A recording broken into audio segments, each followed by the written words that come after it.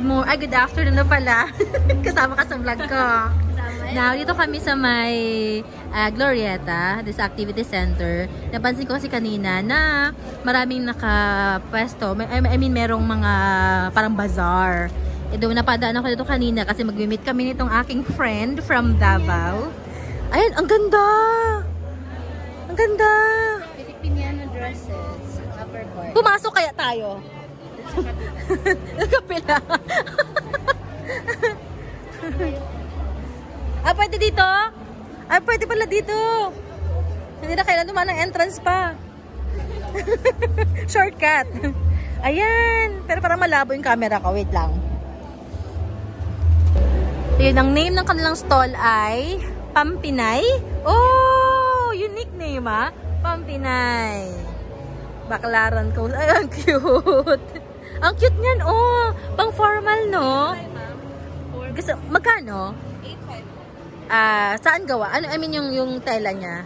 Yung, ano, yung kanyang material? Material niya? Yung material niya?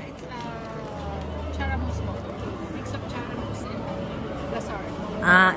Okay. Pero ang ganda niya. Baka may Facebook page naman sila eh. Ayan din. Ito ang Facebook page nila. Ayun, same lang pala. So let's take a peek lang muna sa mga designs nila. Ayan oh. Parang customize siya, no? Yung designs. Limited edition lang talaga siya. Kaya pala ngayon ako nakita ng ganyan. Ganito, yung antag, yung parang terno siya, na para siyang crop top. No, modern Filipino style. Parang crop top na terno. Cute. Ganda. Ay, at saka yan, oh. Cute, oh. Ika tayo. Talaga. Milan. Oh, nice. Ay, oo nga, no. Oh, nice. Ay, ito nga, oo. Yan, oh. Yan siya. Ito yun. Ito. Very nice naman. Nakakatuwa. May mga coin purses din sila. Pag ganun tayo. Okay, katayan kasi meron pa sa likod eh. Ito naman. Mga crafts naman to. Mga parang sa cloth. Mga tablecloth naman siya. Parang siya. Fini-feature na ito yung mga gawang Pilipino. Mga handcrafts, no? Handcraft siya. Ang galing. Ayun, ang galing ng mga oh. Box, tingnan mo. Ang ganda, oh. Mag-thumbnail tayo. Diyan ka. Doon sa ma-color. Tapos ikaw yung subject ko. Sa ma-color. Diyan ka. Dito ka. Yan. Oh, nice. Tingnan ka dito. Ayan. Kaya pang thumbnail ko. Ang ganda. Ang ganda ng mga pieces. Ang ganda. Ang kukula. Ito naman para stool. This is 6,000. Ang stool na ganyan. Hala, oo. Ito din, oh. 795. Ano mga material nito? Clay po. Oh. Gawang Pilipinas to, ano? Yes po. Ito box, oh. Parang yung Lola days. Mga panahon ng mga lola natin. Ganyan. Oo. 2520. Ang gaganda. Sa mga naghahanap ng mga pang-gift this Christmas, ayan, habol kayo dito. Hanggang anong araw? Hanggang December 1 pa. So, meron pa kayong enough time para makapamili. Like this one, yung mga gantong bag. Ito naman, ethnico-Filipino naman siya. Yan ang kanyang details. Ay, ganda. Ito, may ganito kami sa Mindoro, yung gawang mangyan. Ayan, ganyan, yung mga beads na ganyan. Tingnan ko sa mangyan. Kung hindi to mangyan, igorot. Igorot or mangyan na igorot. Ay, Gorot. Ano pala sa bandang Mindanao area din? Parang para-para, di ba? No? Mga ganon. Yung sa Zamboanga, di ba? Maganda rin. Ito pala entrance. Nag-shortcut kami. Hindi kami pumasok sa entrance. Etnico Filipino. Wow! These products came from... May ibang katutubo. Kasi parang nakita kami mangyan dun eh. Hindi. Ako, iba-iba ako. Hindi yung mangyan lang. Merong from Mindanao. North to south. Ah, wow. Ayun no, familiar kayo sa akin yung mga ganong patterns at saka mga beads.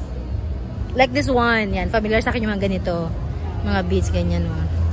And the prices, ito price niya, 3,980. Yung ganyang bag. Ito naman 3,850. Buti may prices. No, kita agad. Nasa mga, may mga pang gift ideas talaga siya. Ayun din no, may mga iba't ibang klaseng parol. Ayan o. Mga parol naman o. Mga recyclable yung iba. Na-amaze ako. I like this one din o. Ito naman, 1,000. Para sa ganyan. Oo, cute no? Parang may harp siyang hawak. Pang display. Christmas display. Parang ganyang settings. O, maganda no? Ganyan. May mga pangsabit din sa parol. Yan o. Mga kapis.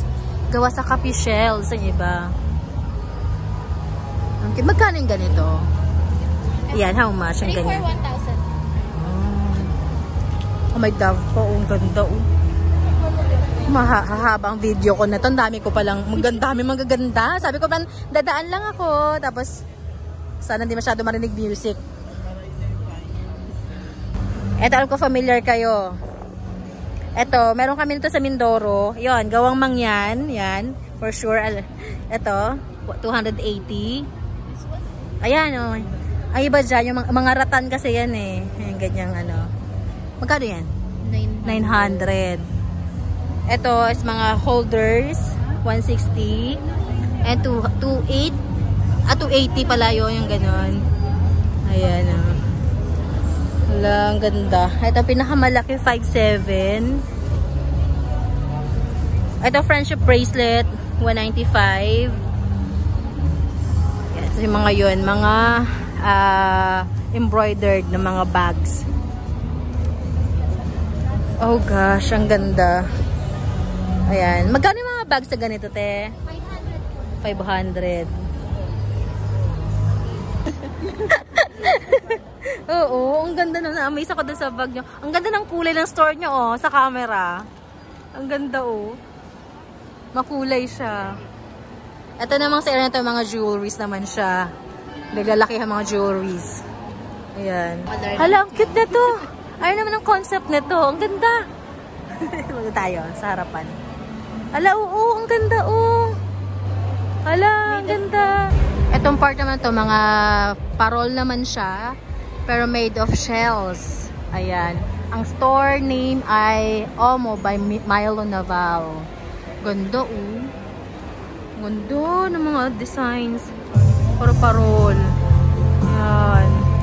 Ito yung Christmas tree ng Glorieta Activity Center. Okay, so mag-voice over muna tayo sa part na to kasi medyo malakas sa music. Itong store na to, nagbebenta sila ng mga duster, yung mga kaftan na mga duster na perfect para sa mga summer, mga outing, mga beach, ganyan. Para siya mga boho designs. And ang price niya, nung tinanong namin yung nagbabanta, yung may-ari, I think may-ari, hindi ako sure, nasa 2,500 ang presyo. Medyo pricey. Ang name ng kanyang store is Dr. Design. Siguro ay mga ano to, yung mga handcrafted na mga designs. Yung katabi is halos mga Filipiniana din. Hindi na namin natanong yung presyo. Pero na-caught yung attention namin dito sa stall na to. Tingnan nyo naman design sa mga bag nila. As in, ang cute. Tingnan, meron parang malaking lips doon. Para maka-customize sila ng mga bags. May tawag ako doon eh. Para sila mga statement bag. Sabi ko na IG yung isa doon parang gawa sa banig. Ang cute, oh no. Hindi na namin natanong yung price. Pero itong parang coin purse na malapad is nasa 500 yata. And sa likod niyan, yung likod na pwesto, doon talaga ako nagkaroon ng interest. Kaya so medyo pricey siya. But still, ang ganda kasi. Ayan, kung nakikita nyo yung parang mga brown na yan. Ang ganda! Like, ito kuya, oh. Made from... Straw. Magkano yung ganyan? This is pag base straw lang lahat. 2,500. 2,500. Oh, si kuya ang nagbabantay, pinayagan kami pumasok doon sa stall niya kasi hindi kami bibili kasi medyo pricey talaga siya. Kumbaga hindi siya pasok doon sa budget namin. Pero the design, mapapawaw ka talaga. Yung pinakamura nila is parang 300 yata. Itong hawak-hawak ko na yan. 300 yan and lahat yan ay made of straw. So, 'di ba? Ganon sila ka malikhain. Yung craftsmanship nila is kakaiba. Ang ganda no, mostly sa mga bag is parang mga pang summer. Sabi ko kay Aijin yung mga white is perfect para pang Boracay. Sabi niya pang Palawan daw kasi nakapunta na siya ng Palawan eh. Ganda yun yung white. Kahit sa ang outfit siya parang bagay. Ayun ang ganda. Meron din yung mga parang brown, yan dark, parang chocolate ganyan. Meron sila mga black. Parang yan black. And meron silang yun nga yung mga white na mga colors. Ayun, paglingon namin ni Ajin, nakita namin bag again, made of rata naman siya. And isang design doon na nakakot ng attention ko, yung parang owl. Yung parang sa Tagalog ang owl nga ulit? Kwago. 5'5 siya mga mare. Ganon ka ang presyo niya. So nag-range yung kanilang mga product from 5'5 and up. Itong area naman nito yung mga shoes na made from Liliw, Laguna. Ito yung mga shoes na favorite ko kasi alam ko matibay talaga yung mga yan.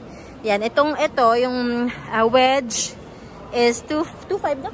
2.5. Kumbaga ang prices niya nag-range from 3.5 po siya.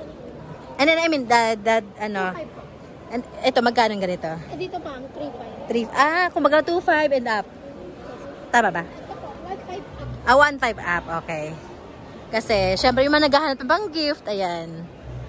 Dito, siya, ang name ng kanyang store ay Jazz.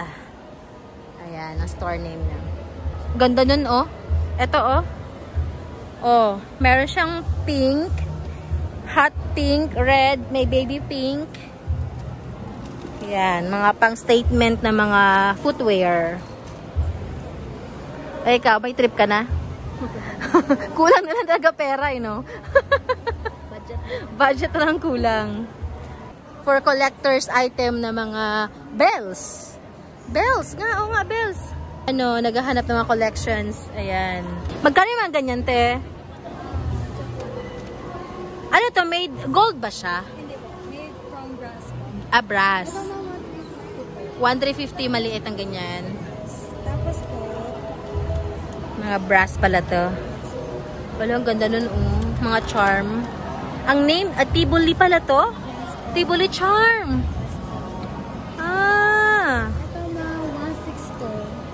1.6 siya. So, dun sa kabilang part ng activity center, is puro pagkain naman ang binibenta. Pwede ka mag-dine-in, may mga area na nagbibigay ng free taste, yung mga food na binibenta nila, may pa-free taste sila, katulad itong isang to. Ino-offer naman nila is mga healthy juices. Nag-try ako dyan ng hindi mangosteen. Parang yata to, dragon fruit, ayan, na extract. Masarap siya pero hindi talaga siya yung gustong-gusto ko. Kung ako, ang tinry ko is yung dragon fruit. Yogurt pala siya. May kasama siyang yogurt. Si Aijin naman, ang tinry niya is yung mango. Mukhang nagustuhan naman. Mukhang nagustuhan ni bakla. Meron sila mga nuts na binibenta. Doon sa area naman na to is puro cakes. Ayan parang mouth-watering yung cakes nila. May fruit gelato silang candle na binibenta. And may mga, hindi ko lang sure kung nakuhanan ko ng prices yung mga cake slices. Ay parang sarap yung cake na center, And this one too. Ito mga naka-refrigerated nila. Hindi ko yata nakuha na masyado kung magkano yung prices. Pero check nyo na lang pag pumunta kayo doon. Habang si Aijin ay nag-free taste pa, umikot ulit ako. And itong paglingon ko, nakita ko itong mga tumbler na made of bamboo. Doon naman sa unahan ng konti, nagbebenta naman is yung mga kakanin yan. Pinoy kakanin na naka-tub na siya. How much per tub? 150 po. 150. Yung sinasabi ko na pwede kayo mag-dine-in kasi nag-set up na sila ng mga table para sa mga diners kung gusto nyong kumain after nyong bumili ng mga pagkain na binibenta sa mga stalls. Ayun, lakad ka lang ng konti, makikita mo rin dito yung store or parang stall ni Henny Season. I think Celebrity baker yata to. Pero sikat to na baker. Ayan, tingnan mo yung mga cakes niya, oh. Hindi ko lang sure kung nakikita nyo yung presyo, pero 250 per slices yata yan. Aside from the cakes, nagbibenta rin sila ng mga jams. And dito sa kabila, mga nakapack na mga delicacies. Parang ensaymada ata to. And yung iba pang mga tinapay niya. Hindi lang talaga ako nakabili kanina kasi nakabili na ako ng meron akong nabiling tinapay sa Wildflower. So, hindi na ako. Next time na lang siguro pa nakabalik kami dito if ever. Kumuha na lang ako ng calling card just in case may magtanong ng contact information. So, 185 per bag of 8. Ito ang cheese rolls. Ayan ang price. Okay, so lipat tayo sa kabilang stall. Itong stall na to ay ang ino-offer naman nila is mga gourmet na mga sausages, longganisa, at tapa. Meron siyang pa free taste. Ang una ko nadampot is pork pala. So, binaba ko din yan dahil naman ako makain ng pork. In-offer niya sa akin yung chicken, tocino, which is masarap siya. In fairness, talaga masarap siya. Now, tinanong ko yung presyo. Ang price niya is per 500 grams is na parang 250 or 350. Hindi ko na maalala. Check nyo na lang. Yan naman din na hindi ko sure kung nakikita nyo na maayos. Ayan. And in-explain niya sa akin na yung mga binibenta nila is walang preservatives, all natural ang pag-process, and walang additives. So, pinakita niya rin sa akin yung sample nila, which is, tingin ko is okay naman. Ayan, ayan. Chicken tocino at saka longganisa yung pinakita niyang sample sa akin. Ay, may mga sculptures. Manunggol. Mga manunggol. Ito, table setup. Ay, table setup. Pang pag-Christmas, no? Table setting ng Christmas. Ito, ay, mga handmade heritage. Ang cute! Parang feeling ko galing itong Thailand. May ganito sa Thailand, Mga ganyang style. Thailand. Oo, hindi na yata. Hindi na siya part. Mga Thailand. Ganito. Ito mga sabon! Please don't eat me. I'm so... nice. Oo nga, para siyang pagkain. Oh, sa mga naghahanap ng pangregalo ng sabon. Ayan, ang dami dito. How much? Like, ito pala. Sorry, may price na pala siya. 250 per bar. Ito, vanilla lavender. Ayan yung mga niya, variants. Oh, nice. Pink plumeria. Hanggang kailan kayo? December 1. Same doon. Oo nga, naitanong ko na pala kayo na. Parang gusto kong bumalik kasama si Jomel para may tagabili ako. Ayan na ba? Ito na, ready for for gift. Yung gift set, how much? 620. Yan, yung pang-gift na siya. Oo, parang ang hirap gamitin kasi ang cute. Ayan, oh my gosh, ang ganda. Ang name ng store ay Bat Gems nga pala. Ang cute. Ito naman, ano to dito? Mga handcrafts naman. Displays. Ayan. Habol na kayo pang Christmas gift. Watches again. Ito din, Grabe, ang galing ng mga Pilipino, no? Napaka-artistic. No? Ayan, kagaya yan, Kung paano yan ginawa. We are here naman sa SM Makati and may nakita kami parang bazaar. Christmas bazaar siya, as in literal na pang Pasko yung mga nila displays. Ayan, sa mga naghahanap pa, habol pa kayo para makapamili ng mga pang sabit sa Pasko. Like ito pang Christmas, ito mga dahon-dahon.